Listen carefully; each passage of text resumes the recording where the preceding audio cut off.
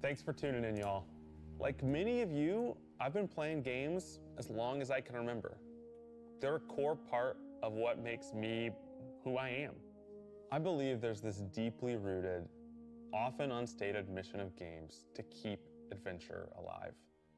In 2014, Bungie set out to start a new adventure. Heroes awakened on a desolate planet. A silent god set in our sky. And it wouldn't be long before an ancient enemy, shrouded in darkness, showed up at humanity's door to destroy us. Over the years, our heroes would shape a story far greater than anything we could have imagined. Players would explore deep into the depths of Venus, hunting a machine god that controlled time itself. They'd invent ways to combine their mythic weaponry and their paracausal abilities to stand alone against monsters that took others an entire elite squad. They'd race alongside their friends far into the early morning in the halls of an ancient city where only a select few emerged victorious at dawn, clutching the heart of a dragon. But most importantly, they'd bring their friends and their family into this world and together meet new faces on this adventure who would become lifelong companions. Now, together, we approach the final shape. We're about to embark on the last expedition of Destiny's first saga. So let's be clear about the stakes. In the final shape, you will go inside the Traveler. The journey will be difficult. And what awaits you on the other side of this trek is nothing less than the deadliest entity we have ever faced. There will be no open betas. There aren't going to be any guides on the internet telling you how to handle what's to come. Whether you've been with us from the beginning, joined us somewhere along the road, or are looking at Destiny for the first time, anybody who shows up on launch day is going to be greeted with this same uncharted world, a vacuum-sealed experience begging for you to be the first person to peel it open. So today is your invitation to go forth and adventure. Let's see it.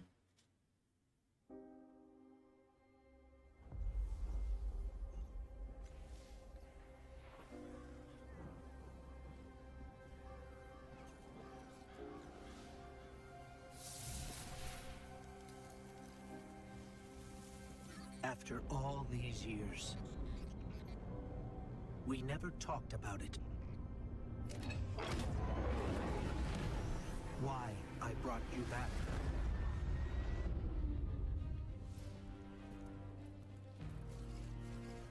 The armor. You were chosen.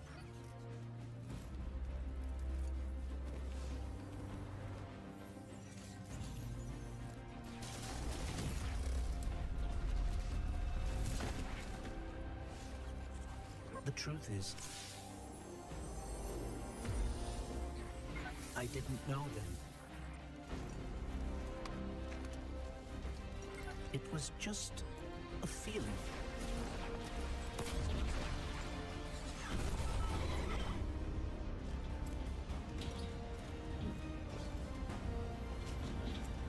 Bro. But I know now. After all we've seen, Cade. all we've lost, Ikora. this fight Zavala. might be our last. So I'm asking you Whoa. one last time to rise. Were those more disciples? Oh my god.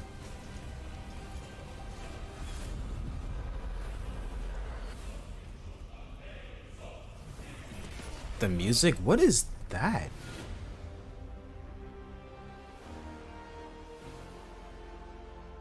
Bro.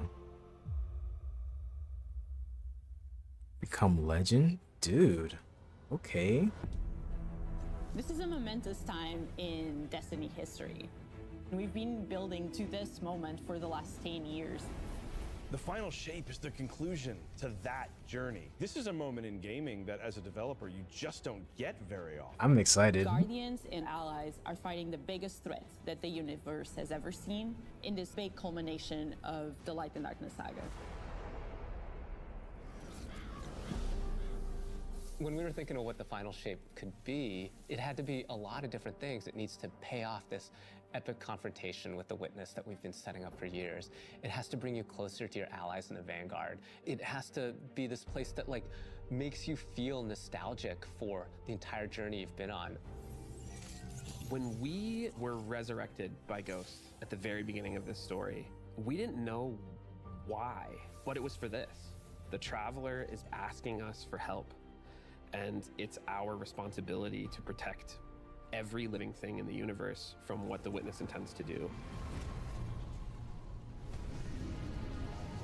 When we first start the final shape, we are finally able to go through the portal that the Witness opened in the Traveler at the end of Lightfall. Yeah, show me more. Inside is Please. the Pale Heart of the Traveler. That is the stage for our showdown with the Witness. The Witness has the darkness. It has always had a connection to it. The Pale Heart of the Traveler is what it's trying to use to gain connection to the light. So with both, it can enact its final shape. The Witness looks around and sees a lack of purpose, no meaning. It wants to fix all that. So it's trying to put the universe into this frozen perfection where everything's just exactly how it thinks it's supposed to be. That is the final shape. Okay. We're going to defeat the Witness. It's going to take everyone. Failure is not an option. We're gonna need the Vanguard, all of our allies, and all the Guardians to rally Dude. together and be brave in the face of Oblivion. Was that Saint, bro? In the final shape, we're going to answer questions at the grandest scale. But what I find really interesting is that it's also a very personal journey where we deepen our relationships with these characters that we've known for so long. Zavala, Ikora, our Ghost, get to reconnect with Cayde 6. So, like, while there's this great conflict and everything going on around us and stakes of just unimaginable heights, it's still at the end a story told around campfires by a bunch of companions who have been fighting together for hundreds of years.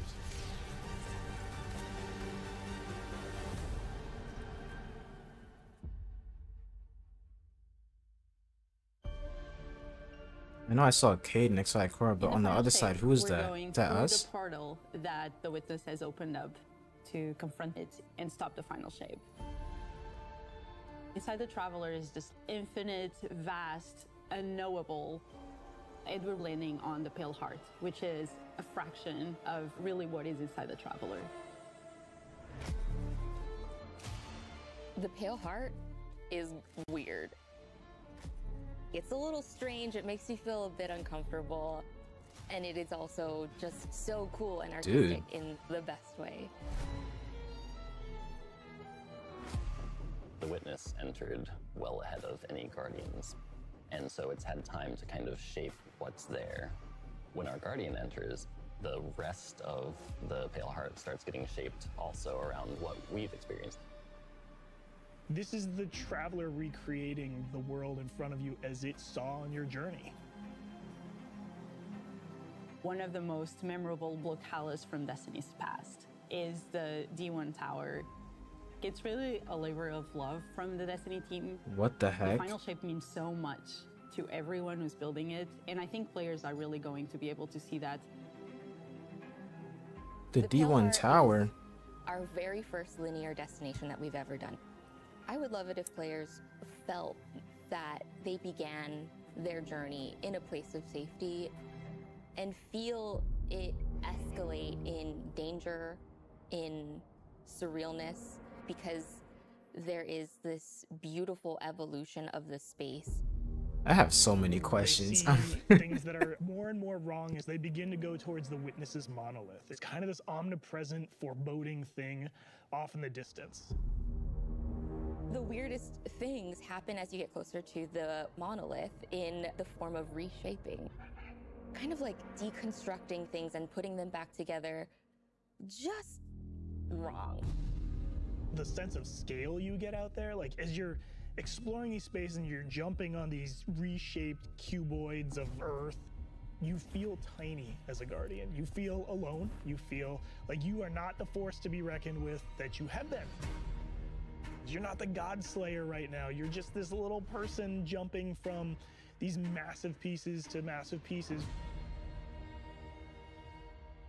One of the things that we really tried to also capture is that the Witness keeps throwing everything it has at you. And so you're going to fight these new enemies, the Subjugators. Subjugators, oh my god, new enemies. Unit you're going to be facing in the final shape. I see Hive They have too. an enhanced power set. They're performing stasis powers and strand powers to face the Guardian, while in support of all the other enemies you're fighting too. They bring something entirely new to the battlefield, which is kind of this Okay. control. They're back there pinging away with stasis abilities, throwing crystals at you, freezing you in place, tangling you up. I like that.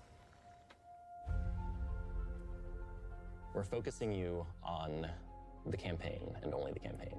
It's the most important thing in the universe at that moment. You have to stop the final shape from happening.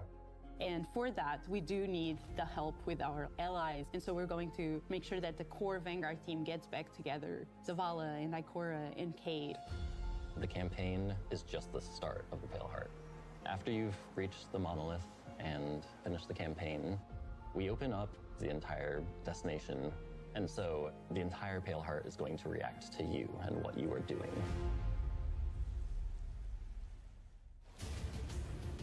The campaign in the final shape doesn't really end with the final mission. The raids are where you defeat like the big bosses. So it's only natural that when you are going to confront the Witness, you're going to do that in the raid. Bet. But that might not be enough. This is a moment where we need to rally all Guardians to be able to overcome the final shape and the Witness. Okay.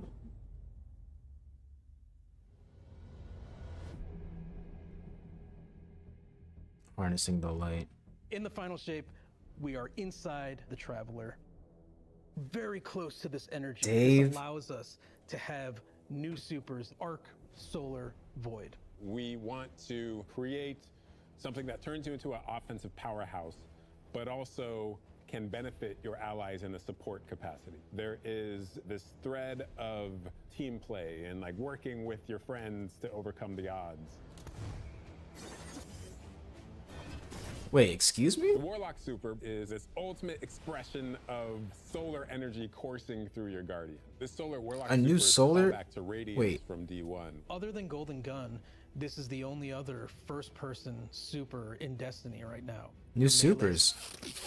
Like all of these projectiles going off, doubling the amount of projectiles. Your grenade almost being sentient as it searches around, and then it hits a character and bounces off and goes to another one. And you're so overflowing with this energy that you are also giving it to your allies, allowing them to have their solar weapons supercharged, applying Scorch when they're shooting. The new solar Warlock aspect, when I cast my Rift, it is going to create this little solar soul that when it sees an enemy, A solar soul, launches okay. part of itself out and hits the enemy and explodes and scorches them. It just feels very alive. Okay. Twilight Arsenal. It's a layered super. This is the only ranged one-off offensive super for Titans in the game. The Titan jumps up into the air, summons this giant void axe, throws it, summons Bro. another one, throws it, summons another one, looks at a different group of enemies, throws Wow. it. And when these axes fly through the air, they stick into the ground or an enemy, do their void gravity thing where they suck a bunch of energy. It's and finally then not it a point-blank explodes. range But that super. doesn't destroy the axe. The axe sticks around, and you and your allies can go and pick up that axe and start wailing on enemies with it. This super is insane to me. The Void Titan aspect, I press and hold my grenade button What? to consume my grenade and turn it into the shield. The more damage it takes, the more it charges up, and then I can release Oh, Titans that. are lit. Creates this blast that deals massive damage. the Hunter Arc Super. Arc is all about finding the shortest distance between Another 2 Arc points. Super The for hunter hunters. kind of rears back, takes this knife and throws it across the world, and then is able to blink to its position, do the slash that just decimates anyone nearby. One really great thing about that is not Whoa. just you do it once, but you're able to do it 3 times. 3 along with times? Devastating attacks each time you do it. The hunter has an aspect. We take our staff, we twirl it in the air, which propels us upward. It creates this burst, which amplifies you and any allies near you. It almost makes it feel like you're playing a fighting game, right? Like these combos that you're chaining together to do these different moves. It like takes that sandbox to the next level. I like that. The more aspects we have, the more capable we are to do that. It feels like you're like riding the lightning, you know? Like that instantaneous, like... That was good, but I think it's more like...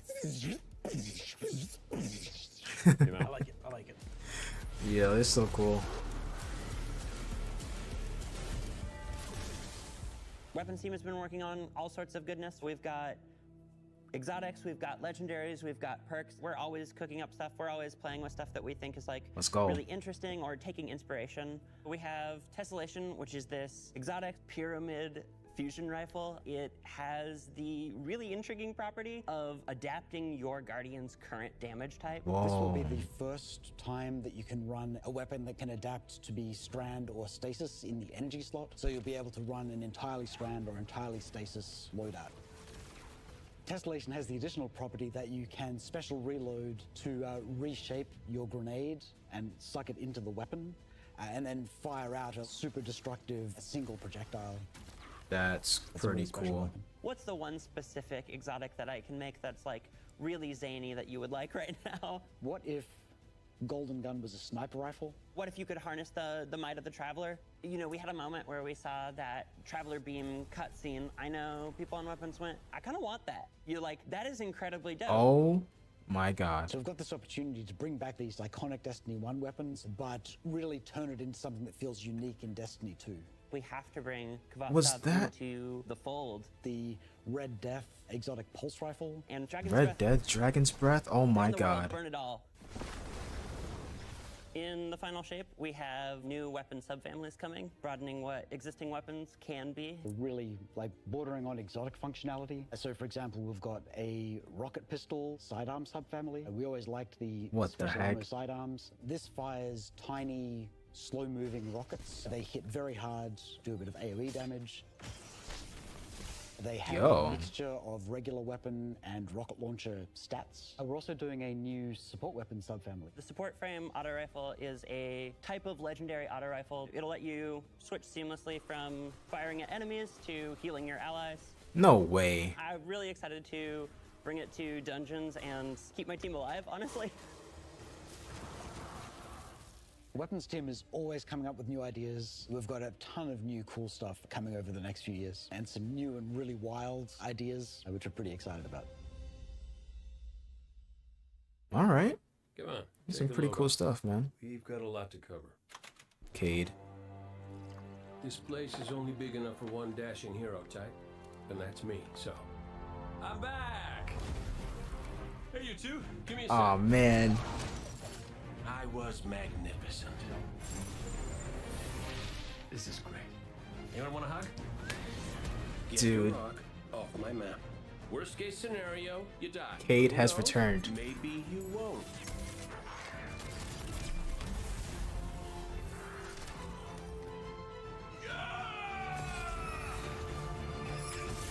Thank God. Well, better get back to it.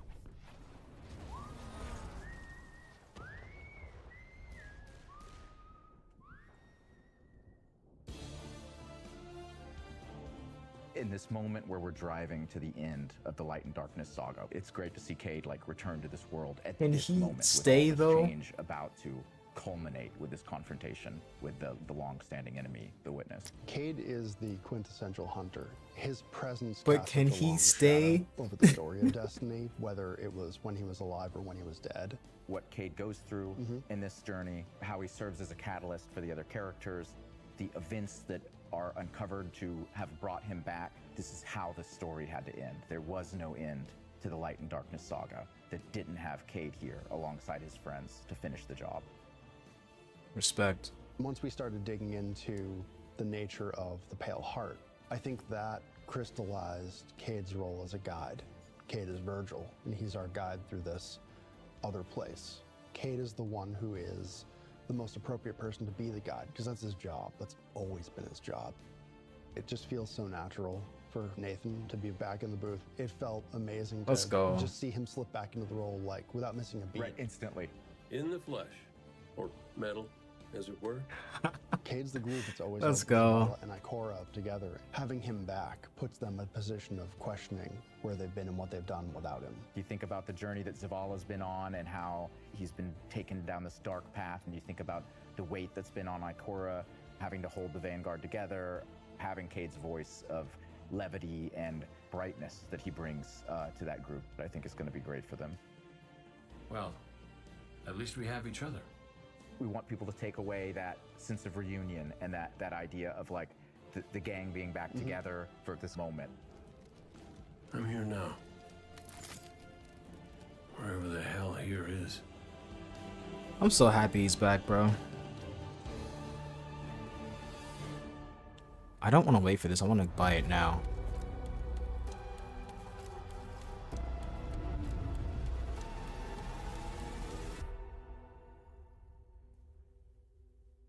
Unlocking the path. Guardian, the witness poses a dire threat. And the Witch Queen holds the answer. Yo, Eris? But only if we contend with her sister. Is this Xivu the season? It rests with me. Will you come back from this? Do not be afraid. Yeah, it's a new season.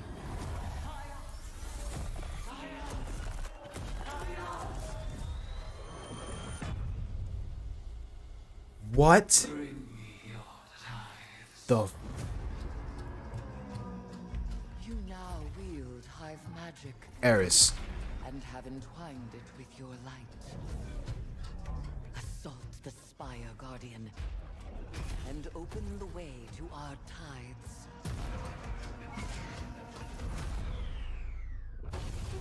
What was that? Yo, Eris, what the heck did you just do, bro? The deck of whispers. And they do whisper. Fight in my name, Guardian. Every opponent you defeat strengthens me. Eris, are you good? This is kind of crazy. Appetite rises for your brutal tribute.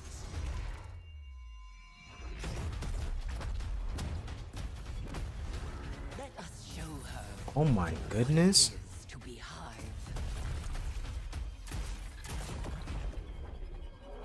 You have sounded the horn of battle. Oh, it's going down. Of the greatest death I can bestow. Oh, this season is personal. Season of the Witch, let's go. Oh my god. The Season of the Witch is our opportunity as players. We've been annihilating and breaking Hive spells, and now we finally get to cast them. What the End of heck? Season of the Deep, we learn that Savathun has the key to getting into the portal that we need to go into. That means we have to go find Imaru, her ghost. Imaru's like, not so fast. We've got a bigger problem first. And that bigger problem's name is Xivu Arath. Exactly. If we fight her, she only gets stronger. Eris has an idea. It's a really good It's a wild ass idea, yeah. She determines like, well, the best way to fight fire is with fire. We are channeling all of that energy that we're creating by going through, by eliminating enemies, and we're tithing to our friend Eris. Eris done transformed. What does that mean for the characters and the player to kind of like be like Savathun? And that's where we went down the path of having Hive Eris. We wanted to extend that magical fantasy into the player then. That ability to have overwhelming magical power, that risk and reward into all of our activities and systems experiences. And so that's what led us to come up with things like Deck of Whispers. It's this magical deck of cards that creates amazing synergies with your Buildcraft meta and with buffs and the activities. They can then choose these cards at will, whichever ones they want, and then that really leans into the build crafting. You actually are getting cards that you can then use to place on the battlefield and change the way you play. What I'm the such heck? a sucker for deck building. Like being able to like bring that element into Destiny gameplay has just been like, oh, chef's Yeah, kiss. It's really fun.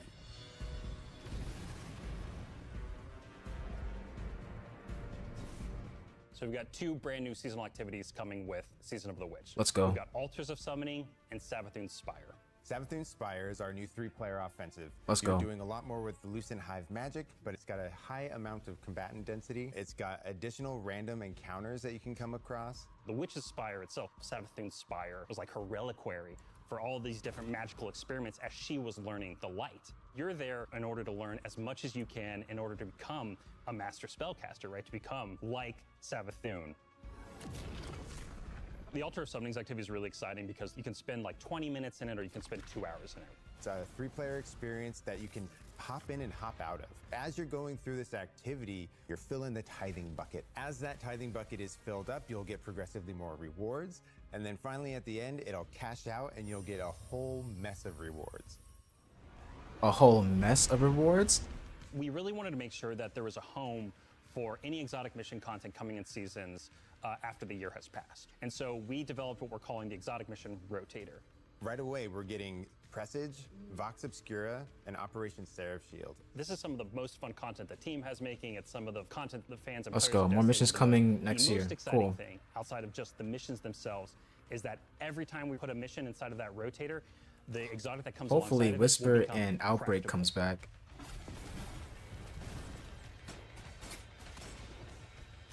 With Season of the Witch, we have a brand new Vex lo-fi PvP map coming. It's really exciting. It's got a bunch of really tight gameplay experiences. We wanted to make sure that we focus the combat a little bit more. With the new Vex network map, we really wanted to make sure we hit is like, hey, you're shoulder to shoulder more often. There's not as much deep sight lines that you're interacting with. And a lot of the flow of the map is actually built around this like kind of central looks so pillar cool. of the Vex network that you're orienting around. And there's also some modes coming too, right? We've got a new PvP game mode coming that's all about relics. It's about multiple relics, so it's not just one like the Scorch game mode from the past. So we've got the shield coming from Vault of Glass, we've got the spear back from Season of the Risen. And we got the scythe from Season of the Haunted. Oh my So you're gonna goodness. be reaping Guardians with that thing. It's a lot more tactical gameplay. It's all about running around the map, claiming these relic dispensers, and then grabbing them in order to push for victory. I will take what I need. The words in my throat are the weapon in my fist. We were feeling pretty Hivey this season. Obviously, there's something in the air. And so when thinking about like what's a good raid reprisal, It's that the would best really content suit, to this me. Very Hivey season. The Hive There's stuff I only one love. answer.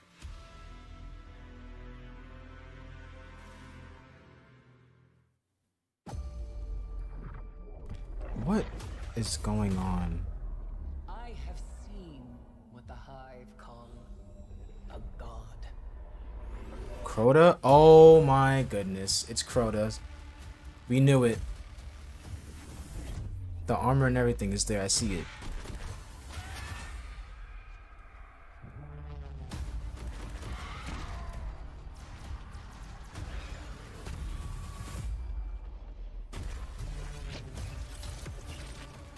We said it. True weapon of the light can stop his wrath.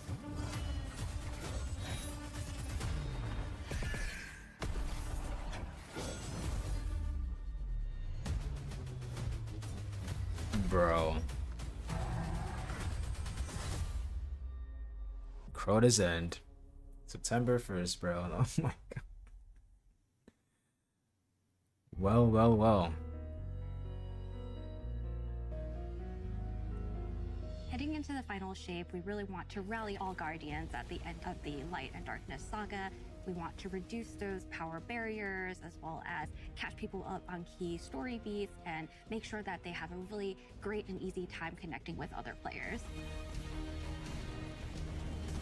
So, In the final shape, we're trying to find ways to make power more simple and easy to understand and also lowering the barrier to entry. It's going to make it easier for players who have not been able to jump into game easily because they were held back by the challenges in grinding for the power levels that are required by these different activities. One of the major changes that's going to be happening starting with the final shape is there are going to be a certain number of activities that are going to be power fixed. So it doesn't matter kind of what power power level you are going into it, you're always going to be able to approach it. There's still going to be tiers of difficulty that you can do, things that are just meant to be experienced a certain way. Things like Nightfall strikes that will still have power enabled, and that's where we're really going to focus the whole power climb. Okay. The contest modes that everybody loves to engage with, that experience is fundamentally going to be staying the same. I'm excited for this because I think there will be a lot more clarity for players in terms of understanding the relative difficulty of things, where they sit now in the spectrum. One way that we're trying to do that is making it easier for new players to engage with you.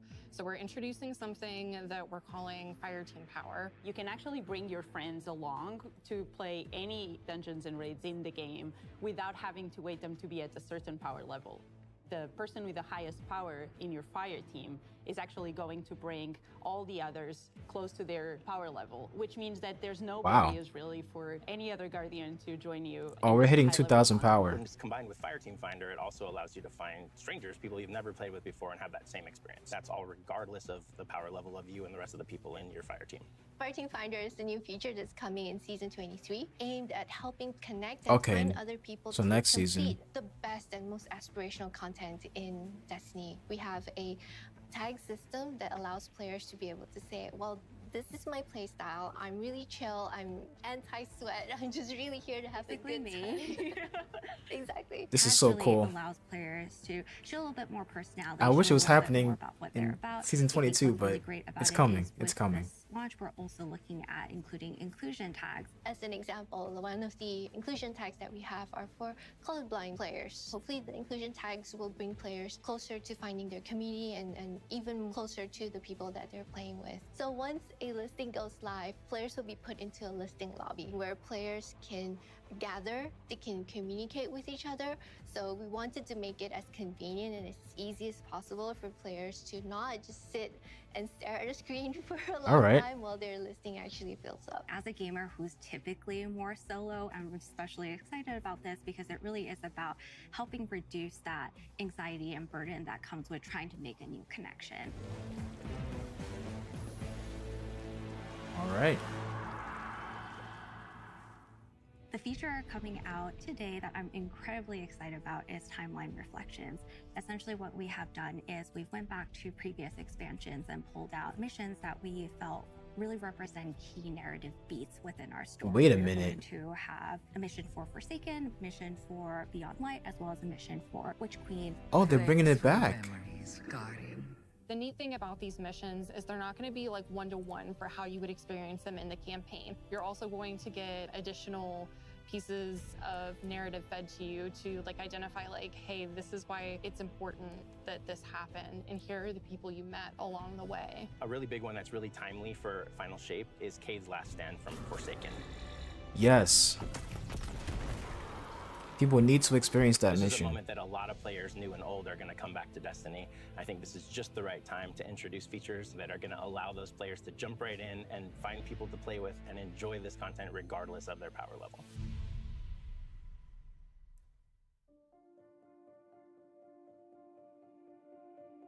We're reaching the end of this 10-year journey. What comes next? The episodes, and the new way we're going to tell stories moving forward. What's really important about episodes is that it's a really big shakeup to what we've been doing. A show? Instead of providing 4 seasons a year, you are going to get 3 larger episodes. And so the first 3 episodes in this coming year are called Echoes, Revenant, and Heresy.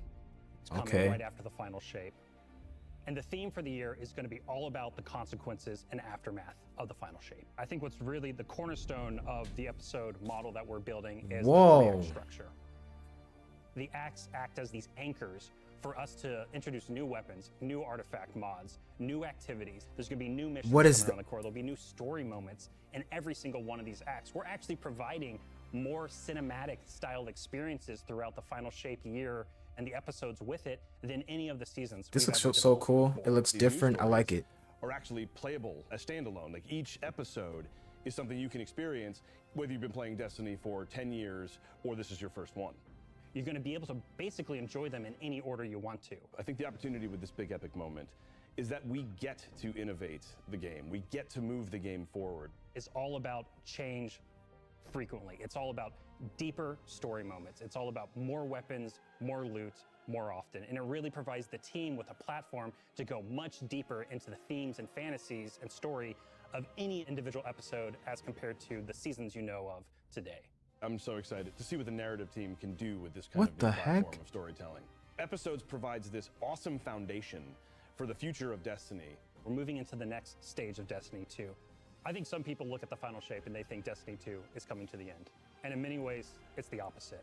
We're leaning in. We're putting the pedal to the metal. Episodes provide us a new, innovative way for players to engage with Destiny 2 throughout the year. All right. What makes a guardian a guardian? Devotion, bravery, sacrifice. We know that we were chosen for a reason, by something greater than ourselves. Guardian. Guardian? Eyes up, Guardian. Shaped by the fires of each new battle, we are forged and sharpened into what we must become for the fight ahead.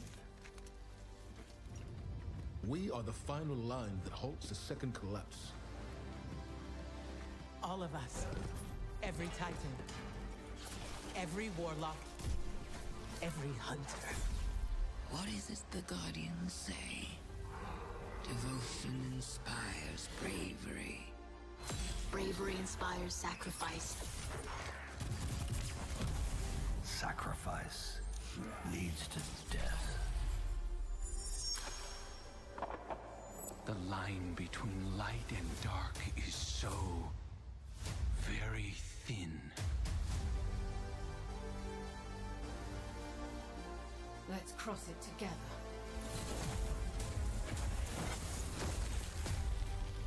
There are things out in the dark that only the dark can overcome. Trust me. You've heard the stories of the Traveler's sacrifice, of darkness descending upon humanity.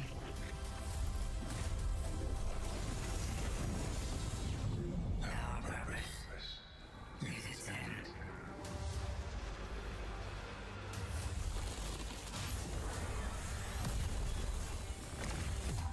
This time, there is no escape.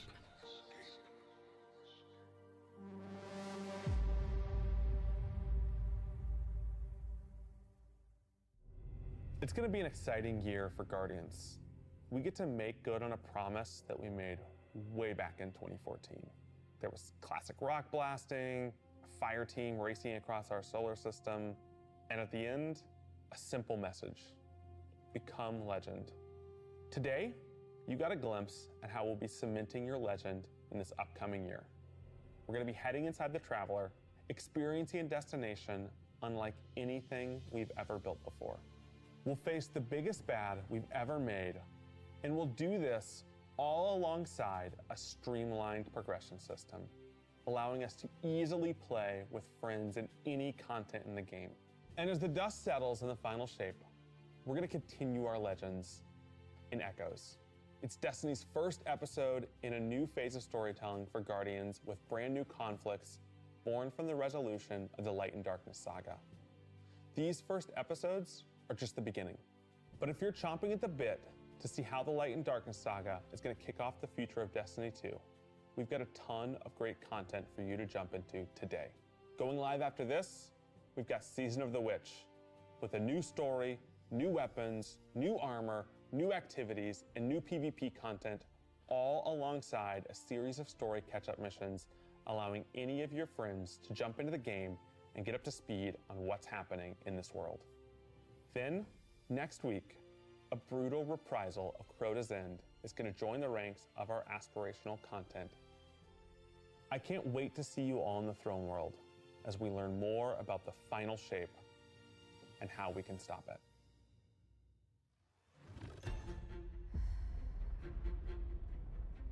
All right.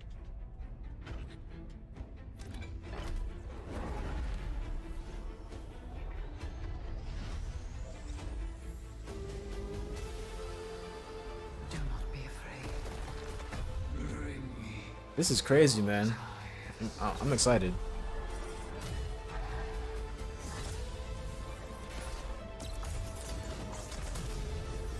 After all these years, Dude, the new supers, man. all we've lost. This fight might be our last. So I'm asking you to rise. One last time. Okay, okay.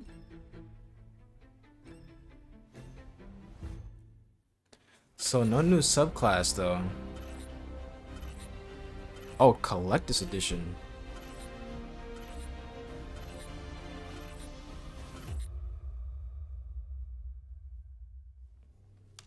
When we create a collector's edition, we try and recreate items from the universe for players to enjoy outside of the game. So this year we're doing a Destiny 1 tower. We really tried to work hard at thinking about 10 years of Destiny and how best to encapsulate that experience. Even as the game dev who've worked on it since day one, like I think having it be the tower is super exciting for us because it's going to kind of catalog your journey of a player from when you first started playing Destiny all the way to now. The tower, I it's need kind of that. like a beacon in which you're a place you can call home. You get the tower, and then there are actual figures of the Vanguard mentors that accompany Take that my architectural life model. savings. There's a lot of like hidden messages and hidden things. There's going to be some fun surprises. We're always trying to push the envelope. And so we've been playing a lot with magnetic locks and Oh, no. sound effects and lights. Just sort of make this experience as Just a take whole, everything. really special. It's sort of the perfect symbol of Destiny. I'm so excited for it. Me too. That's gonna sell out so quick.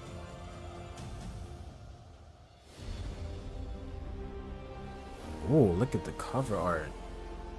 Okay. The 27th of February, 2024.